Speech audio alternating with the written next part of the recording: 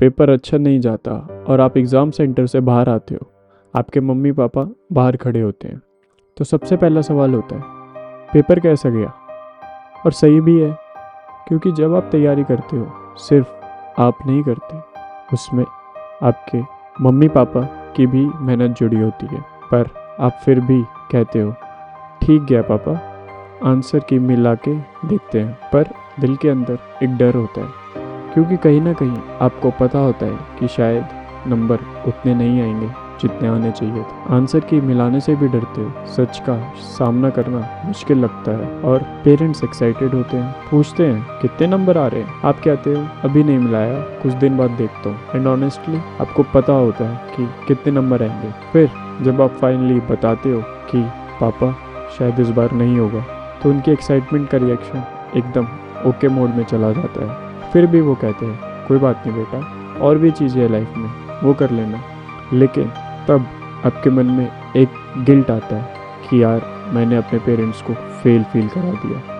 ये कहानी आप में से बहुत सारे लोगों की है। आप सबको अभी यही लग रहा होगा that you have failed your parents और you have failed yourself. But इस कंक्लूजन पे आने से पहले 3-4 चीज़ें करनी होगी और फिर आप ये सारे ब्लेम अपने आप पे लगा सकते हो। सबसे पहले आपको क्या करना है, वो है रिफ्लेक्शन। आपको ये देखना है कि कौन सी चीज़ें की वजह से आपका सिलेक्शन नहीं हो पाया, और वो चीज़ क्या आपके हाथ में थी या हाथ में नहीं थी, और अगर हाथ में थी तो क्या आपने उस पर उतना टाइम दिया जितना देना चाहिए था, और क्या वो आपके कंट्रोल में भी थी।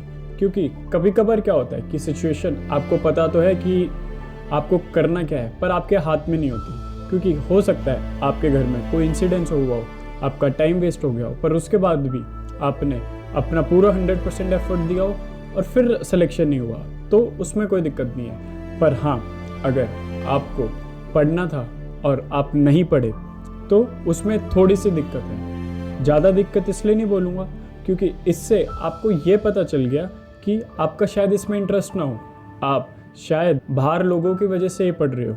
क्योंकि सबकॉन्शियसली अगर मेरा मन करता है किसी चीज़ को पढ़ने का तो मैं वो पढ़ूंगा ही, इर्रिस्पेक्टिव ऑफ कोई मेरे को बोले या ना बोले। दूसरा, आपको ये देखना है what did I do right. ठीक है, आपने सारी चीज़ें तो गलत नहीं कर दी होगी, कुछ चीज़ें सही भी करी होंगी। और ये प्रिपरेशन सिर्फ एकेडमिक नहीं होती, ये प्रिपरेशन आपको बहुत लेवल पे टेस्ट करती है, B it academically, build your mental health और माइंडसेट और बहुत सारी चीज़ें। तो अपने आप में झांकने का इससे अच्छा मौका आपको नहीं मिलेगा।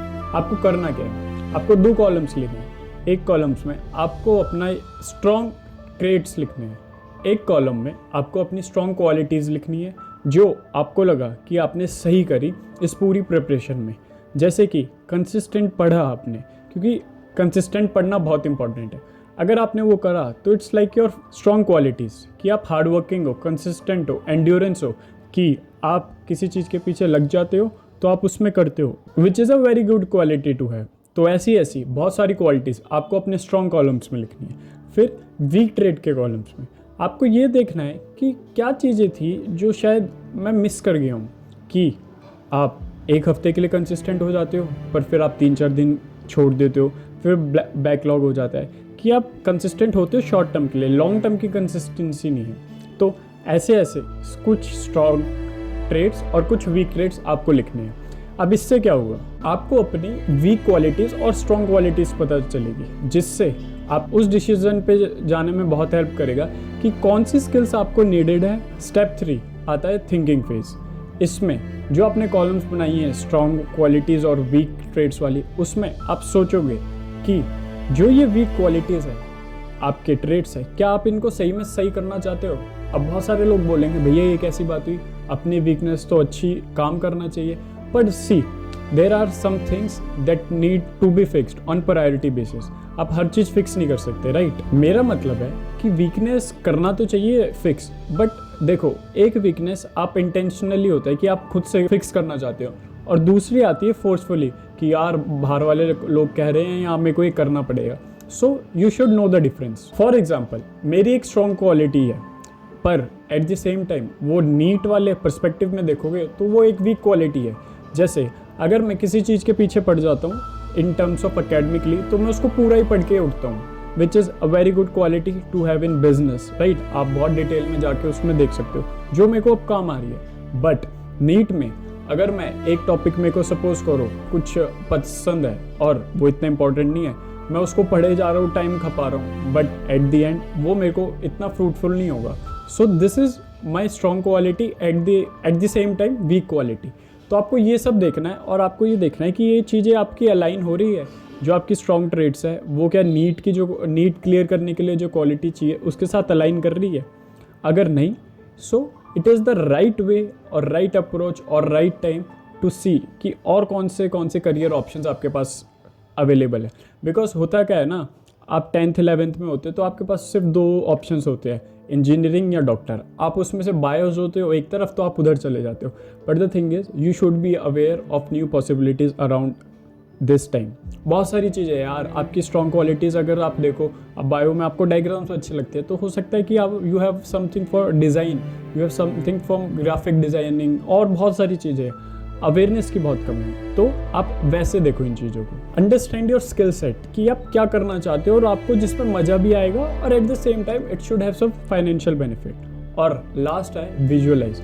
आप विजुअलाइज करो कि आज से 10 साल बाद कि आप अपने आप को डॉक्टर देखते हो, या आपका जो पोटेंशियल मैक्सिमम एक डॉक्टर में ही हो पाएगा, या आपको लगता है कि नहीं यार मैं इससे और भी बहुत बड़ी चीज़ कर सकता हूँ, ज़रूरी नहीं कि मैं एक डॉक्टर बनूँ। सो आप ये सारी चीज़ें देखोगे, अपने आप में रिफ्लेक्ट करोगे और समझोगे चीज़ कि क्या आपके ट्रेड्स हैं, कैसे आप उनको अलाइन कर सकते हो, एक डिफरेंट गोल कर सकते हो। ज़रूरी नहीं, क्योंकि कभी कभार क्या होता है, we take the passion of society, हम अपने आप का नहीं देखते।